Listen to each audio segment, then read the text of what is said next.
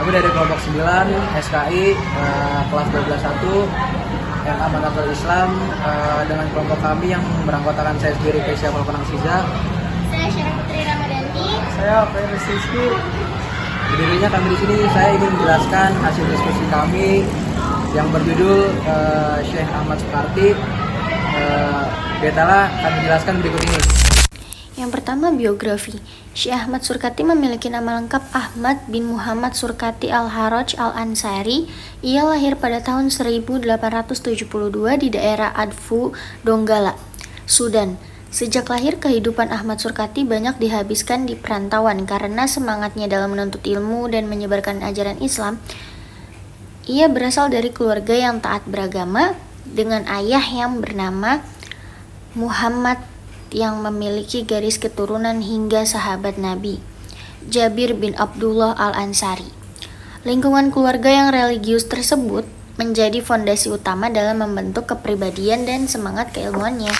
Sejak kecil, Ahmad Sukarti telah dididik untuk menghafal Al-Quran. Ketika memasuki usia remaja, ia mulai mendalami ilmu fikih dan tauhid langsung dari ayahnya. Pendidikan awal dalam keluarga ini menanamkan kecintaan yang mendalam terhadap ilmu agama dan mendorongnya untuk terus belajar melalui forum-forum ilmiah, seminar, dan diskusi keagamaan. Ia kemudian melanjutkan pendidikan formal di Mahat Syarqinawi di Donggala yang dipimpin oleh seorang ulama terkemuka. Ayahnya berharap Ahmad Surkati dapat melanjutkan pendidikan ke Al-Azhar, Mesir. Namun, keinginan tersebut tidak terwujud akibat kondisi politik di Sudan yang saat itu berada di bawah pemerintahan Al-Mahdi dan berupaya memisahkan diri dari Mesir. Meskipun demikian, Ahmad Surkati tidak patah semangat dengan tekad yang kuat. Pada tahun 1314 Hijriah atau 1896 Masehi, ia berangkat ke Makkah secara diam-diam untuk melanjutkan pencarian ilmu. Setelah tinggal di Mekah dalam waktu singkat, Ahmad Surkati pindah ke Madinah dan menetap selama kurang lebih 4,5 tahun. Di Madinah, ia memperdalam berbagai disiplin ilmu keislaman seperti hadis, fikih, Al-Quran, dan bahasa Arab. Ia berguru kepada sejumlah ulama besar, diantaranya Syekh Salif dan Umar Hamdan dalam bidang hadis, Syekh Ahmad Al-Quyari dalam ilmu Al-Quran, serta Syekh Ahmad Mahjub dan Syekh Mubarak Al-Ismat dalam bidang hukum Islam. Untuk bahasa Arab, ia belajar kepada Syekh Muhammad Al-Barzanji. Kecerdasan dan ketekunannya membuat Ahmad Surkati meraih prestasi yang sangat membanggakan. Ia tercatat sebagai salah satu pelajar Sudan pertama yang memperoleh ijazah resmi dan termasuk di antara 4 guru agama di Arab Saudi yang mendapatkan penghargaan langsung dari Majelis Ulama Mekah. Prestasi ini mengukuhkan posisinya sebagai ulama muda yang memiliki reputasi keilmuan tinggi. Setelah menyelesaikan pendidikannya, Ahmad Sukarti memulai karir sebagai guru di Masjidil Haram. Namun, panggilan dakwah dan keinginan untuk mengembangkan pendidikan Islam mendorongnya untuk hijrah ke Indonesia. Kedatangannya di Indonesia disambut dengan penuh hormat oleh masyarakat dan pengurus Jamiah Al-Khair. Di bawah kepemimpinannya, lembaga pendidikan tersebut berkembang pesat dan menjadi salah satu pusat pendidikan Islam penting. Ia dikenal sebagai pemimpin yang sabar, tekun, berintegritas, dan mampu membina serta melatih para pendidik dengan baik. Dalam upaya mengembangkan pendidikan, Ahmad Surkati turut mendatangkan tenaga pengajar dari luar negeri, khususnya dari Sudan, seperti Muhammad Akib, Abdul Fadl Muhammad Sati, Muhammad Nur Al-Ansori, dan Hasan Hamid Al-Ansori. Langkah ini menunjukkan keseriusannya dalam membangun sistem pendidikan Islam yang berkualitas. Kondisi sosial politik, ia tumbuh dalam lingkungan keluarga ulama. Ayahnya adalah lulusan Universitas Al-Azhar yang kemudian menjadi ulama di desanya, serta membimbing berbagai majelis taklim. Kakeknya juga dikenal sebagai ulama terkemuka pada masanya.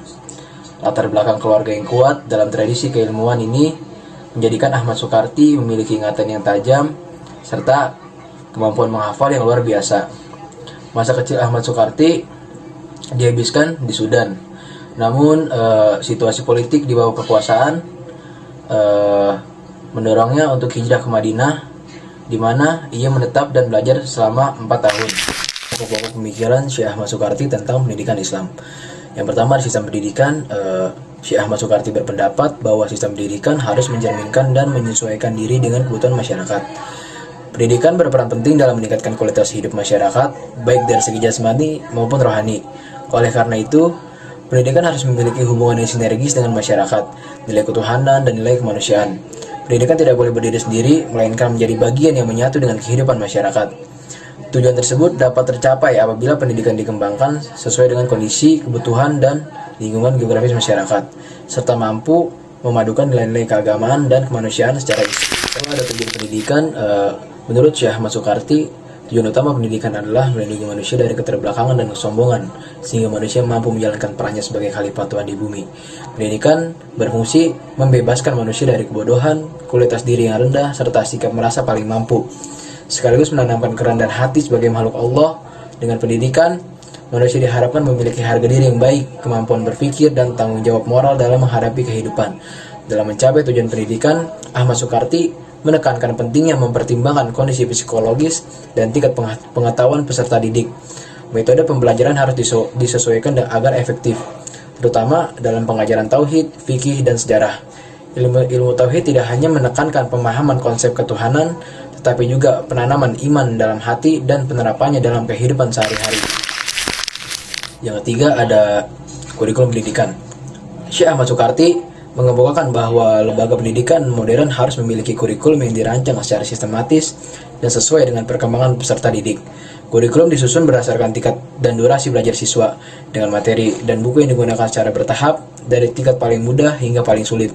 Proses pembelajaran dilaksanakan secara teratur dan berurutan, dimulai dari pengantar hingga pembahasan akhir setiap kitab atau mata pelajaran. Ada metode atau pendekatan pendidikan. Dalam praktiknya, Syekh Ahmad Soekarti menerapkan berbagai metode pembelajaran. Salah satunya adalah metode menghafal. Metode ini tidak hanya digunakan dalam pendidikan agama Islam, tetapi juga diterapkan pada mata pembelajaran umum seperti sejarah dan ilmu bumi. Selain itu, ia juga menggunakan metode diskusi, ceramah, dan praktik untuk memperkuat pemahaman peserta didik, terutama dalam menafsirkan Al-Quran. Seorang ahli tafsir, menurut Syekh Ahmad Soekarti, tidak hanya harus menguasai ilmu-ilmu agama, tetapi juga ilmu pengetahuan umum, serta menggunakan pendekatan bil ma'sur yang berlandaskan Al-Quran dan hadis. Dan pendekatan tauhid. Pendekatan-pendekatan tersebut diterapkan secara konsisten dalam kegiatan belajar, mengajar di lembaga pendidikan Al-Irsyad, sebagaimana disaksikan dan disampaikan langsung oleh sahabat serta murid-muridnya.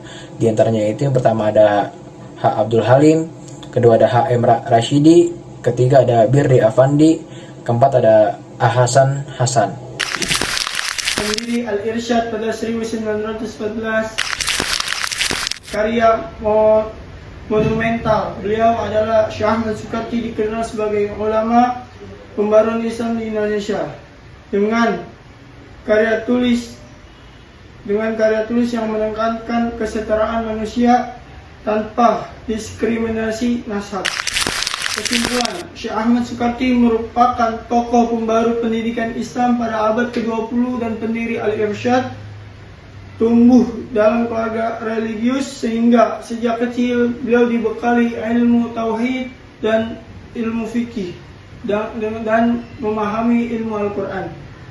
Membentuk kepribadian serta wawasan keilmuannya, Syekh Ahmad Soekarti pendidikan sebagai sarana untuk menanamkan nilai tauhid, membebaskan manusia dari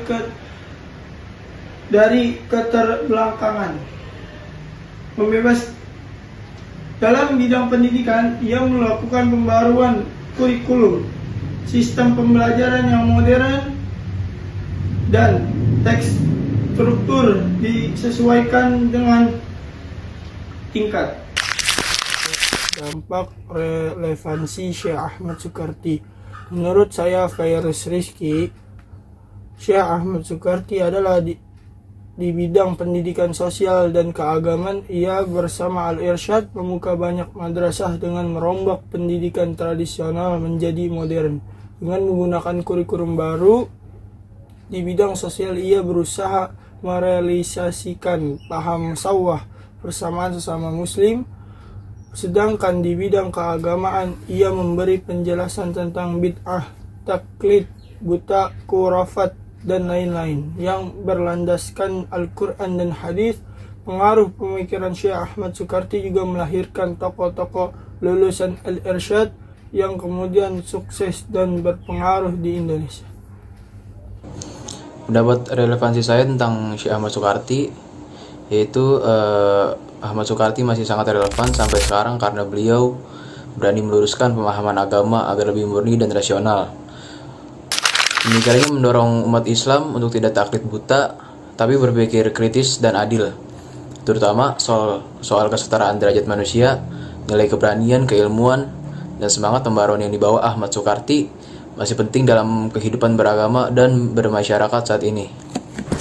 Dampak atau relevansi Syekh Ahmad Sukarti menurut saya, Asyara Putra Badanti, adalah menggabungkan pendidikan agama dengan pendidikan umum, dan dengan kerja kerasnya ia berhasil mendirikan Madrasah Al-Irsyad dengan model pendidikan Islam integratif dengan menghasilkan murid-murid yang secara kualitas unggul. Sekian penjelasan dari kelompok kami, kurang lebihnya mohon maaf. Wassalamualaikum warahmatullahi wabarakatuh.